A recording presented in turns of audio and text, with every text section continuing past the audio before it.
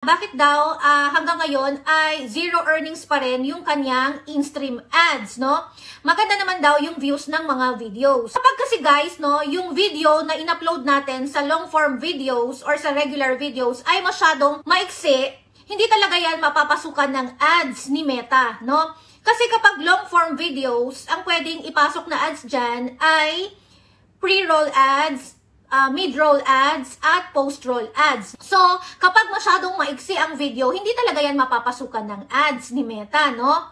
Hindi naman kasi yan katulad ng Reels video na kahit 3 seconds lang yung video ay nagkakaroon ng ads. So, ang advice ko lang dyan guys ay kapag mag-upload tayo ng sa long-form videos ay habaan natin, no? 3 minutes pataas dapat ang haba ng video para mapapasukan ng Meta ng iba't ibang klase ng ads at para magkakaroon ng earnings yung ating mga videos.